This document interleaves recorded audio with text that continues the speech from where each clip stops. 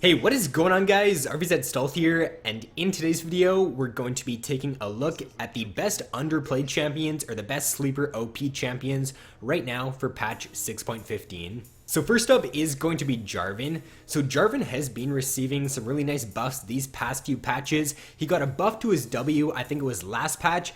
This patch he got a buff to his E to where it now gives him more attack speed at lower ranks. So that just makes his clear in the jungle a lot faster now, and it allows him to like take objectives faster because he throws down his E. It gives his whole team the attack speed bonus. So overall, some really nice buffs to Jarvan these past few patches, and I think that he's definitely a very strong jungler for this patch.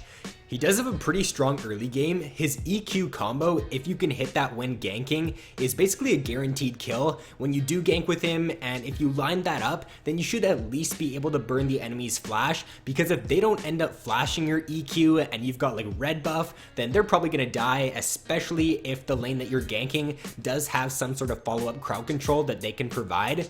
His teamfight is absolutely insane as well, and because we're seeing a lot of more like teamfight mid lane champions being played right now, we're not really seeing a whole bunch of assassins being played in the mid lane anymore.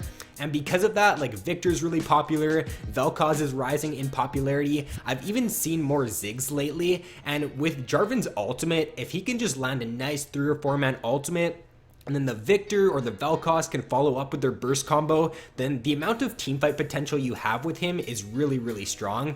He's also great against all the immobile champions that are being played right now. So like a lot of the mid laners are pretty immobile, and then a lot of the meta AD carries also don't have gap closers, like Ashe, one of the most picked AD carries right now and one of the strongest, and she does not have a gap closer or a way to get out of his ultimate unless she does flash.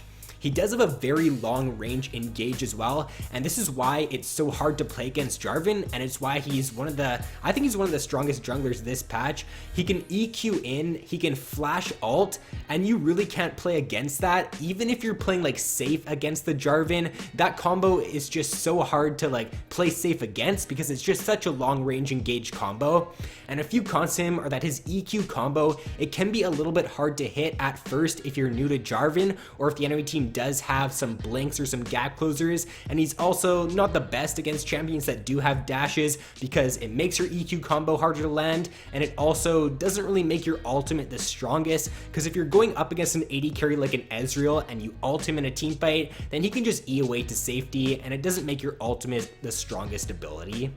Next up is going to be another jungler, and that champion is Jax. So Jax jungle, I think, is really underrated this patch. I did play against a few of them already, and they solo carried like extremely hard. Once you get to late game as Jax jungle, you have so much damage with your core items, and the amount of, or basically the one-shot potential that you have with him is really crazy, and you can just absolutely wreck enemy champions that are auto attack based. You just jump on them, you pop your E, and they can't do anything against you. His early game is a little bit weaker than some of the other junglers. It can definitely still be decent because he does have the gap closer with his Q. He's got the stun with his E, so his ganks actually aren't all that bad. But once you do get to late game as Jax, that's when he really does start to shine. He's not the best dueling champion in the early game, and he doesn't have like the fastest clear speeds because he is an auto attack based champion, so his clears definitely aren't the best in the early game. He does have pretty good mobility with his Q though as well. He's got the mixed damage, which makes it very hard for enemies to prioritize resists against him. If he does go the Gunblade as well, which I would recommend doing on him, then he's going to have a lot of magic damage coming out from his W, and then obviously he's going to have the AD damage as well. He's really tanky when he does have his ultimate active as well, so that allows you to go for that more aggressive build if you want to. Like you can go Blood Razor, Trinity Force, and Gunblade. Of course, if you are even or if you are behind, then going tank is probably going to be a little bit better of an idea, but with your ultimate, it definitely does give you some leeway in what you can build, and he's a very strong split pushing champion. Once you do get a few items on him, like I said before, he can duel pretty much any other champion in the game. And one con to Jax is that he can get kited pretty easily if he does not blow up the target that he jumps on. If he's going up against someone like a Vayne who can just knock him away right when he jumps in, then he is going to have a little bit of a harder time. Next up is going to be Zigz. So Zigz is a really strong teamfight mid lane champion, and right now we're seeing a lot of really good teamfight junglers being played for the most part. Hecarim is one of the most picked junglers. We have like Gragas, Zac, Amumu. All of those junglers have really strong engages, and Zigz is really good at following up those engages with his AoE damage, especially from his ultimate. For example, if someone like a Zac dives in on the back line, he lands his E on the enemy AD carry, then that's basically guaranteed for you to line up your ultimate and get a nice AoE ultimate off in the back line. So I think that a combination of just Zigz being a good teamfight champion, and also we're seeing a lot of good teamfight junglers being played right now. Also like Jarvan, he's seeing more play this patch, so I think that because of that, Zigz is pretty underrated right now. He does have really strong wave clear too. His E provides just really good wave clear as well as his W and his Q. He does have the semi-global presence with his ultimate, which allows him to clear out those waves if there's like a big wave grouping up either top lane or bot lane and you want to go for like a Baron or something, then you can just throw your ultimate down there to clear the wave out. You can also use that like if the enemy team does have a split push champion, say they have a Tryndamere who just wants to like AFK split push all game, then you can just throw your ultimate down there as Zigz and you can stop him from doing that. He also does have a load of AoE damage, which just makes him one of the best teamfight mid laners. And a few cons to Zigz are that he is very skill shot reliant. His Q is definitely a little bit harder to hit because it does bounce a few times and the enemies can dodge it if they are smart. And he also does not have a dash in his kit. He does have his W, which he can plant down to satchel away, but if the enemy team does just dive on him and catch him out, then he's probably just going to end up dying.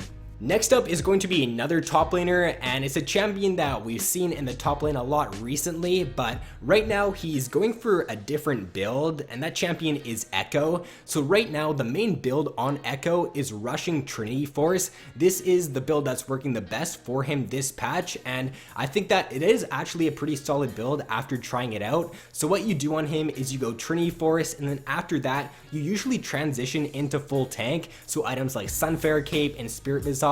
And with the Trinity Force on him, it allows him to have a really nice mid-game power spike. You actually do a lot of damage without even like having any AP on Echo. And I thought that at first when I heard of this build, I thought that it wouldn't be that great on him because Tank Echo did kind of get a nerf. But when trying it out, it is actually really good. You do a load of damage and you are still really tanky. So I feel like Riot, whatever they do to try to nerf Tank Echo, he's always just going to keep coming back because he's a champion that you can build tanky on him. You can still deal really good damage, and he's also super hard to kill in team fights due to his ultimate. So he's gonna be a really good pick, I think, with this new build in this patch. He also does have really good crowd control with his Q and his W. He's got the gap closer as well with his E, which makes it really easy for him to dive in on the back line or escape ganks in the laning phase. And he's also really hard to kill in the late game because of his ultimate.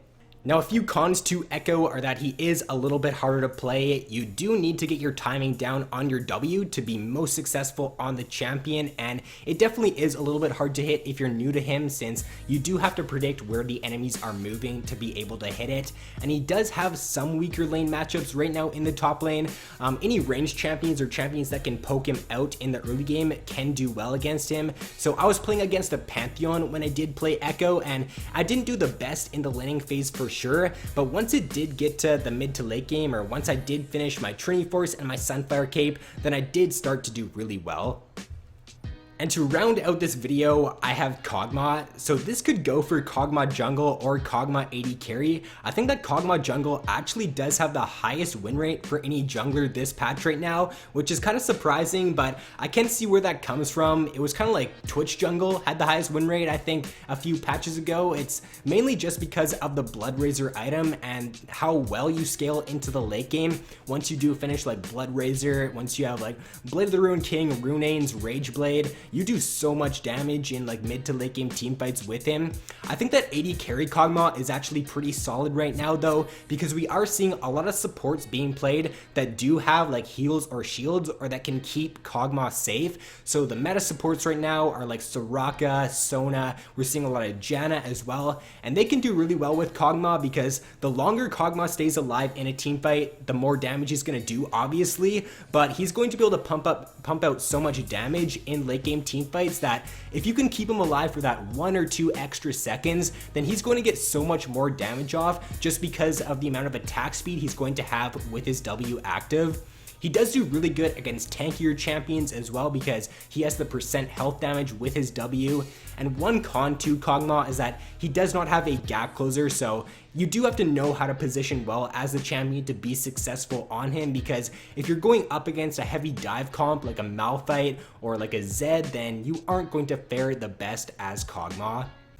So that is going to be all for this video, guys. As always, if you did enjoy, then be sure to leave a like, subscribe if you guys have not already, and also let me know down in the comment section below of some sleeper OP champions or some champions that are underplayed that you guys are playing in this patch. So thanks for watching, guys. Have an awesome day, and I will see you in my next video.